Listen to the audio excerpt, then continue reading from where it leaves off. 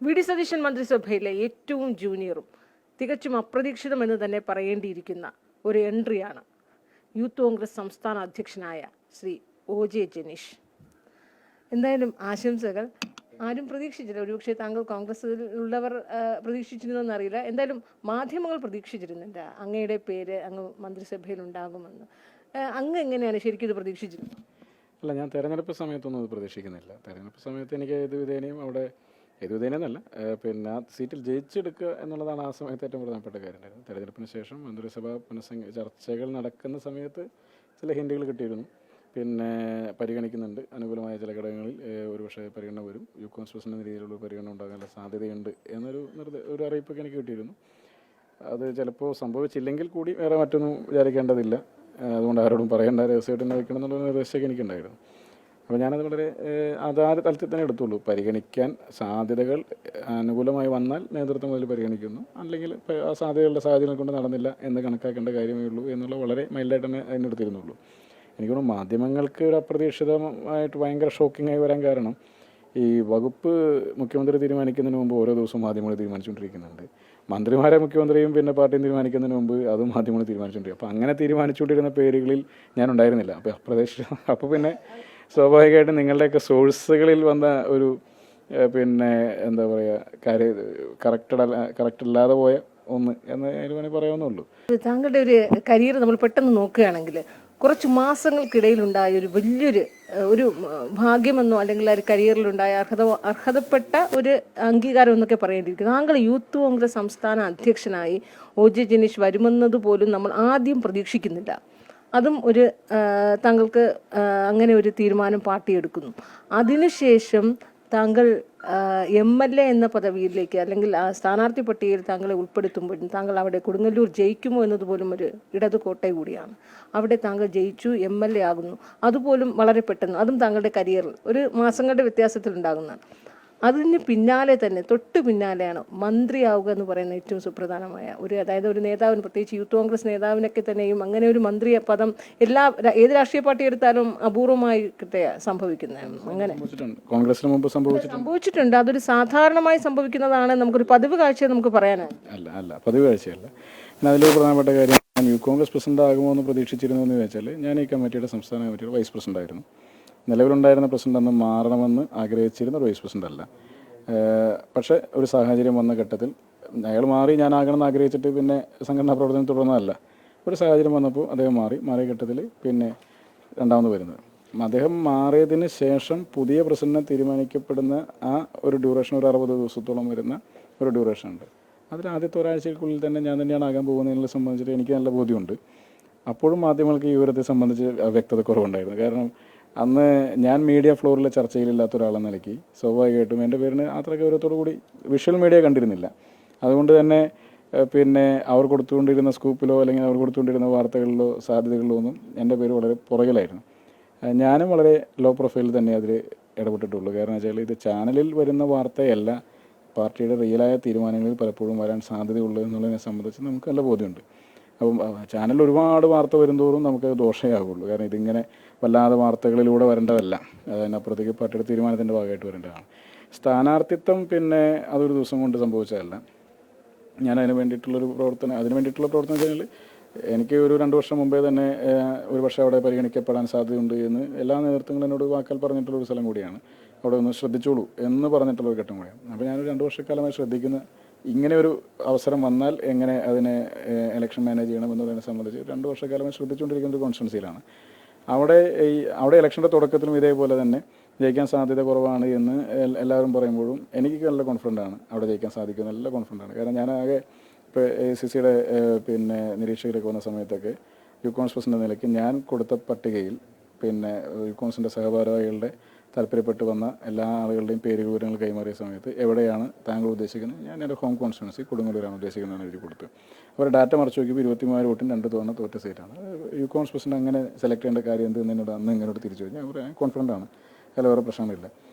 അപ്പോൾ ആ വിശ്വാസം എനിക്കന്നുണ്ടായിരുന്നു. ഞാൻ പറഞ്ഞു, ഒരു ദിവസം കൊണ്ടല്ലല്ലോ ഒരു ചെടി പുഷ്പിക്കുക, അതിൻ്റെതായ ഒരു കാലമുണ്ടല്ലോ. പക്ഷേ അനുകൂലമാകുന്ന ഒരു ഘട്ടം വരുമ്പോഴേ സംഭവിക്കും എന്ന് പറയുന്ന പോലെ. അപ്പോൾ എനിക്ക് തോന്നുന്നു ഇപ്പോൾ ഈ റീസെൻ്റ്ലി ആണ് ഈ പറയുന്ന എല്ലാം അടുപ്പിച്ചടുപ്പിച്ചാണ് വന്നത്. അപ്പോൾ യൂത്ത് കോൺഗ്രസ് പ്രസിഡന്റ് ആകുന്നത് നമ്മൾ ആഗ്രഹിച്ചിരുന്നതല്ല, അന്നത്തെ പ്രസിഡന്റ് മാറണമെന്ന് ഞാൻ ആഗ്രഹിച്ചിട്ട് പുറകെ നിന്നിരുന്ന ഒരാളുമല്ല. ഞാൻ പോലും ആഗ്രഹിക്കാത്തൊരു സാഹചര്യത്തിലാണ് മാറ്റം ഉണ്ടായതും വരുന്നത് ഘട്ടമൊക്കെ. അത് ആരും ആഗ്രഹിച്ചൊരു ഘട്ടമല്ല. പക്ഷേ നിയമസഭാ സ്ഥാനാർത്ഥിത്വവും അതിൻ്റെ ജയവും അത് നമുക്ക് നേരത്തെ തന്നെ ഒരു ഏകദേശം രൂപമുള്ള കാര്യമായിരുന്നു. പ്രഖ്യാപനത്തിന് മുമ്പ് വരെ പിന്നെ ചർച്ചയിൽ നടന്നു തുടങ്ങുന്ന വരെ ഞാൻ ഇപ്പോൾ മന്ത്രിപദവിയിലേക്കൊന്നും വരുമെന്നും ഞാനും പ്രതീക്ഷിച്ചിട്ടില്ല. പക്ഷേ എന്നോട് ഇങ്ങോട്ട് വിളിച്ചിട്ടാണ് പറഞ്ഞത്, ഇങ്ങനെ ഒരു ഡിസ്കഷൻ ഉണ്ട്, ഒരു പക്ഷേ വന്നേക്കാം, അപ്പോൾ അതിനുവേണ്ടി മാനസികമായിട്ട് പൊരുത്തപ്പെട്ട് നിൽക്കുക, ഒരു പക്ഷേ വരാതെയും ഇരിക്കുക, അതും മാനസികമായിട്ട് പൊരുത്തപ്പെട്ട് നിൽക്കുക. അപ്പോൾ ഞാനൊരു വളരെ കൂളായിട്ട് നിൽക്കുന്ന സമയമാണ്. ഞാൻ എൻ്റെ വീട്ടിൽ നിന്ന് തിരുവനന്തപുരത്തേക്കുള്ള യാത്ര ഒരു മൂവാറ്റുപുഴ എത്തുന്ന സമയത്താണ് എനിക്ക് പിന്നെ ഒരു കോള് വരുന്നത്. പിന്നെ ഉള്ളിലാണ് എന്ന് പറഞ്ഞൊരു കോള് വരുന്നത്. അപ്പോൾ ആ സമയത്ത് തന്നെ മാധ്യമങ്ങളിലേയും കുറേ കോള് വരുന്നത്. ഞാൻ ആ സമയത്തും പക്ഷേ വിട്ടു പറഞ്ഞിട്ടില്ല, അനൗൺസ്മെൻറ്റ് വരട്ടെ, അത് അങ്ങനെയാണല്ലോ മുഖ്യമന്ത്രി പ്രഖ്യാപിക്കുന്നതാണല്ലോ അതിൻ്റെ ഒരു ഭംഗി. വീട്ടുകാരൊക്കെ വലിയ രീതിയിൽ ഇത് കാരണം അവരൊരിക്കലും പ്രതീക്ഷിച്ചിട്ടുണ്ടാവില്ല വീട്ടുകാരും അത് ഒരു മന്ത്രിയാകുമെന്ന് ഒട്ടും. അപ്പോൾ അങ്ങനെ വാർത്തകൾ വന്നപ്പോഴും അവർക്കുണ്ടായിരുന്നൊരു എക്സൈറ്റ്മെൻ്റ് ഒക്കെ താങ്കൾ എങ്ങനെയാണ്? അല്ല, അവരും ഈ ഫോൺ കോളുകളൊക്കെ ചിലതൊക്കെ ഇടയ്ക്കൊക്കെ ശ്രദ്ധിക്കുന്നൊക്കെ ഉണ്ടാവും. അവർ കുറച്ചൊക്കെ കുറേ എല്ലാം ഹൈഡ് വെച്ചാലും കുറച്ചൊക്കെ അവർക്കൊക്കെ മനസ്സിലായിട്ടുണ്ടാവും, ചില കാര്യങ്ങളൊക്കെ മനസ്സിലാവുമല്ലോ. പക്ഷേ ഞാൻ പിന്നെ അങ്ങനെയൊന്നും അങ്ങനെ തെരഞ്ഞെടുപ്പ് സമയത്ത് അവിടെ ഇവിടെ വോട്ട് ചോദിച്ചു വന്നാലും എല്ലാ ആളുകളൊക്കെ സംസാരിക്കുമ്പോൾ പറയും. ഇപ്പോൾ ചിലരൊക്കെ വന്ന് കെട്ടിപ്പിടിച്ചിട്ടൊക്കെ പറയും, താങ്കൾ ഇത്തവണ ജയിച്ചു കഴിഞ്ഞാൽ മന്ത്രിയാവും എന്ന് പറയും. അങ്ങനെ പറഞ്ഞ ഒരുപാട് ആൾക്കാരുണ്ട്. അപ്പോൾ അവരെല്ലാം ഇന്നലെയും വേണ്ടി ഞാനൊക്കെ എന്നെ വിളിക്കുന്നുണ്ട്. ഞാനല്ലേ ആദ്യം പറഞ്ഞിരുന്നത്. അപ്പോൾ ആദ്യം പറഞ്ഞ ആളുകളെ ലിസ്റ്റ് എടുത്താൽ അത് ഒരുപാട് പേരുണ്ട്. അത് അവരുടെ ആഗ്രഹം പോലെ അവരുടെ ഒരു ആഗ്രഹം പോലെ അവർ നിരന്തരമായി പറഞ്ഞുകൊണ്ടിരുന്നതാണ്. അത് അവർ പറഞ്ഞ് സംഭവിച്ചതാണോ, എനിക്കിങ്ങനെ ഒരു അനുകൂലമായ സമയം വന്നപ്പോൾ സംഭവിച്ചതാണെന്ന് വെച്ചാൽ എനിക്കറിയില്ല. പക്ഷേ പാർട്ടി നേതൃത്വം ഒരു തീരുമാനം എടുത്തൊരു വലിയ ഉത്തരവാദിത്വം ഏൽപ്പിച്ചു. ഇനി ആ ഉത്തരവാദിത്വം ഭംഗിയായി നിർവഹിക്കുക എന്നുള്ളതാണ്. പിന്നെ വീട്ടിൽ ഞാനതിനെപ്പറ്റി പറഞ്ഞിരുന്നില്ല. അതിൻ്റെ അന്തിമമായ ഒരു അറിയിപ്പ് വന്നതിന് ശേഷം മാത്രമാണ്. അതിനുമുമ്പ് മാധ്യമങ്ങളിൽ വന്ന വാർത്തകൾ വരുമ്പോൾ സ്വാഭാവികമായിട്ട് അവരൊക്കെ വിളിച്ചു ചോദിച്ചു. പിന്നെ വിജ്ഞാപനം വന്നതിന് ശേഷം മാത്രമാണ് അവരോടൊക്കെ ഓക്കെയാണ്, നിങ്ങളും കൂടി തിരുവനന്തപുരത്തേക്ക് പുറപ്പെടാൻ വേണ്ടി പറയുന്നത്. അപ്പോൾ അവർ വലിയ ഹാപ്പിയാണ്. അവരെ സംബന്ധിച്ചതൊക്കെ വലിയ അകലങ്ങളിൽ നിന്ന് മാത്രം കാണുന്ന ഒരു കാര്യം കൂടിയാണ്. അതുകൊണ്ട് തന്നെ അവരെല്ലാം വളരെ ഹാപ്പിയാണ്. യൂത്ത് കോൺഗ്രസിൻ്റെ പ്രതിനിധിയായാണ് യൂത്ത് കോൺഗ്രസിൻ്റെ സംസ്ഥാന അധ്യക്ഷൻ, അവരുടെ നേതാവ് ഒരു മന്ത്രിയാവുകയാണ്. സ്വാഭാവികമായി യൂത്തിൻ്റെ താങ്കൾക്ക് ഏറെക്കുറെ യുവജനവും യുവജനക്ഷേമവുമായി ബന്ധപ്പെട്ട വകുപ്പുകൾ കിട്ടുമെങ്കിൽ, അങ്ങനെയാണെങ്കിൽ താങ്കൾ ആ വകുപ്പിനും യൂത്ത് കോൺഗ്രസിൻ്റെ അല്ലെങ്കിൽ യുവാക്കളുടെ പ്രതിനിധി എന്ന നിലയിൽ ഒരു യുവശബ്ദമായി മന്ത്രിസഭയിൽ വരുമ്പോൾ ഇനി വരുന്ന തലമുറയെ അവരാണല്ലോ നമ്മുടെ ഭാവി നാടിനേക്ക് നയിക്കുന്നത്. അപ്പോൾ യുവാക്കളുടെ ശബ്ദമായി താങ്കൾക്ക് എന്തൊക്കെയാവും ചെയ്യാൻ കഴിയും? യൂത്ത് കോൺഗ്രസ് പ്രസിഡന്റ് എന്ന നിലയ്ക്ക് മന്ത്രിസഭയ്ക്കകത്തേക്ക് കടന്നു വരുമ്പോൾ ഞാൻ ക്യാബിനറ്റിൽ പ്രതിഫലിപ്പിക്കേണ്ടത് കേരളത്തിലെ യുവത ആഗ്രഹിക്കുന്ന കാര്യങ്ങളൊക്കെ തന്നെയാണ്. പൊതുവിൽ ഈ കാലഘട്ടത്തിലെ പുതിയ തലമുറ നേരിടുന്ന ഏറ്റവും പ്രധാനപ്പെട്ട പ്രശ്നം, അല്ലെങ്കിൽ അവർ നാട്ടിൽ നിൽക്കാൻ വേണ്ടി താല്പര്യപ്പെടാതിരിക്കുന്ന ഒരു സാഹചര്യമുണ്ട്. അതിൻ്റെ കാരണം നാട്ടിൽ അവർക്ക് വേണ്ടുന്ന തരത്തിലുള്ള സൗകര്യങ്ങളില്ലാതെ പോകുന്നു എന്നുള്ളതാണ്. വിദ്യാഭ്യാസത്തിൻ്റെ കാര്യത്തിലായാലും അതുപോലെ തന്നെ തൊഴിലുമായി ബന്ധപ്പെട്ട കാര്യങ്ങളിലായാലും ഒരു പ്രധാനപ്പെട്ട പ്രശ്നമാണ്. അപ്പോൾ നമ്മുടെ നാട്ടിൽ നിന്ന് ഒരുപാട് ചെറുപ്പക്കാർ വിദേശങ്ങളിലേക്ക് പോകുന്ന സാഹചര്യമുണ്ട്. അപ്പോൾ ഇവരെല്ലാം വിദേശത്ത് പോവുകയും ഇവർ ലൈഫ് വലിയ രീതിയിൽ എക്സ്പ്ലോർ ചെയ്യുകയും സാമ്പത്തികമായി വലിയ മെച്ചപ്പെടുകയും തിരിച്ചു വരികയും ആ സമ്പാദിക്കുന്ന പണം കൊണ്ട് ചുറ്റുവട്ടങ്ങൾ മെച്ചപ്പെടുത്തുകയും ചെയ്യുന്ന ഒരു സമീപനത്തിലേക്കാണ് ശരിക്കും കടന്നു വരേണ്ടത്. വിദേശ വിദ്യാഭ്യാസമൊന്നും ആദ്യമായിട്ടല്ലല്ലോ. എത്രയോ കാലമായി വിദേശ വിദ്യാഭ്യാസമുണ്ട്. ഗാന്ധി ഉൾപ്പെടെയുള്ള ആളുകളൊക്കെ എത്രയോ വിദേശ വിദ്യാഭ്യാസത്തിൻ്റെ ഭാഗമായി അറിവ് നേടിയ ആളുകളാണ്. അവരെല്ലാം നേടിയ അറിവുമായിട്ട് നാട്ടിലേക്ക് തിരിച്ചു വന്ന് രാജ്യത്തെ കൈപിടിച്ച് ഉയർത്തുകയാണ് ചെയ്തത്. അപ്പോൾ ആ തലത്തിലേക്ക് നമ്മുടെ യുവാക്കൾ കടന്നു വരുന്നതിന് വേണ്ടുന്ന തരത്തിലുള്ള ഒരു ബോധവൽക്കരണമൊക്കെ നമ്മുടെ സമൂഹത്തിനകത്തുന്ന ആവശ്യമാണ്. ഈ കഴിഞ്ഞ 10 വർഷക്കാലത്തിനിടയിലാണ് ഏറ്റവും കൂടുതൽ വിദ്യാർത്ഥികളായാലും ചെറുപ്പക്കാരായാലും വിദേശത്തേക്ക് പോകുന്ന സാഹചര്യം ഉണ്ടായത്. ഈ കഴിഞ്ഞ 10 വർഷത്തെ കാലത്തിൽ തന്നെയാണ് ഏറ്റവും കൂടുതൽ വിദ്യാർത്ഥികൾക്കിടയിലും യുവാക്കൾക്കിടയിലും ലഹരി വ്യാപനം അതിഭീകരമായി കടന്നു വന്നത്. സ്വന്തം അമ്മയെ പോലും കൊലപ്പെടുത്തുന്ന മാനസികാവസ്ഥയിലേക്ക് മക്കളെത്തുന്ന തരത്തിൽ അവരുടെ മനുഷ്യ മനസ്സിനെ മൃഗീയമാക്കി മാറ്റുന്ന തരത്തിലുള്ള വലിയ ലഹരി വ്യാപനം നമ്മുടെ സമൂഹത്തിനുണ്ട് ഈ കഴിഞ്ഞ 10 വർഷക്കാലത്തിനിടയിലാണ്. അപ്പോൾ ഇതൊക്കെ ഒരു മാറ്റം വരേണ്ടതിൻ്റെ ആവശ്യമാണ്. അതിനൊക്കെ ഒരു വലിയ പോളിസി മാറ്ററിലൊക്കെ വലിയ മാറ്റങ്ങൾ വരുത്തേണ്ടതായിട്ടുണ്ട്. അങ്ങനെ ഒട്ടനവധിയായ കാര്യങ്ങൾ എനിക്ക് തോന്നുന്നു ഈ വി.ഡി. സതീശൻ മന്ത്രിസഭയ്ക്ക് ചെയ്യാനുണ്ട്. 10 വർഷക്കാലത്തെ ഈ നാടിനെ പുറകിലേക്ക് കെട്ടിവലിച്ചു കൊണ്ടുപോയതിനെ തിരിച്ചു പിടിച്ചു കൊണ്ടുവരേണ്ട ഒരു വലിയ ഉത്തരവാദിത്വം ഈ ക്യാബിനറ്റിനുണ്ട്, ഈ മന്ത്രിസഭയ്ക്ക് ഉണ്ടെന്നുള്ളതാണ് ഞാൻ മനസ്സിലാക്കുന്നത്. അതിൽ പിന്നെ സ്വാഭാവികമായും കേരളത്തിലെ യുവാക്കളുടെ ഒരു ശബ്ദമായി അതിലിടപെടാൻ കഴിയുന്ന രീതിയിലൊക്കെ തന്നെ ഇടപെടണമെന്നാണ് ആഗ്രഹിക്കുന്നത്. എന്ത് ചെയ്യും എന്നുള്ളതിനെ സംബന്ധിച്ച് ഇപ്പോൾ ഞാനൊരു പ്രഖ്യാപനം നടത്തുന്നില്ല, അല്ലെങ്കിൽ ഒരു തലക്കെട്ടിന് വേണ്ടിയിട്ടൊരു കമൻറ്റ് പറയുന്നില്ല.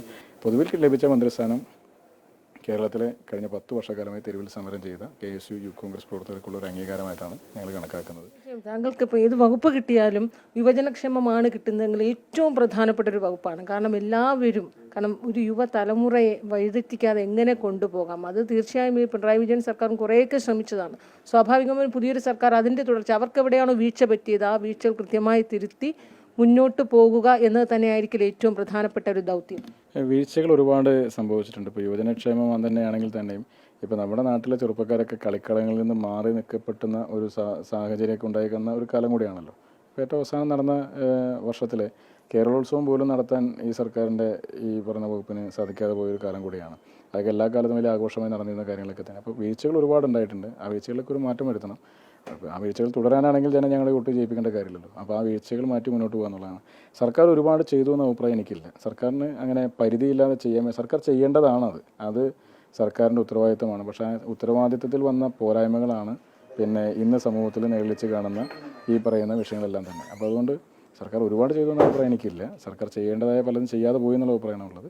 എന്നാൽ അതേസമയം തന്നെ ഈ സർക്കാരിൻ്റെതായ നയത്തിൻ്റെ ഭാഗമായിട്ടുള്ള മാറ്റങ്ങൾ വളരെ പെട്ടെന്ന് തന്നെ ഇതിനകത്ത് പ്രകടമായിക്കോളും. അത് ഞാൻ ഇപ്പോൾ പറയുന്നില്ല, അത് വഴിയെ നമുക്ക് കാണാം. ഉറപ്പായും കുറേ സസ്പെൻസുകൾ ഉണ്ടെന്ന് ഇപ്പോൾ അങ്ങയുടെ വാക്കുകളിൽ നിന്നൊക്കെ മനസ്സിലാകുന്നു.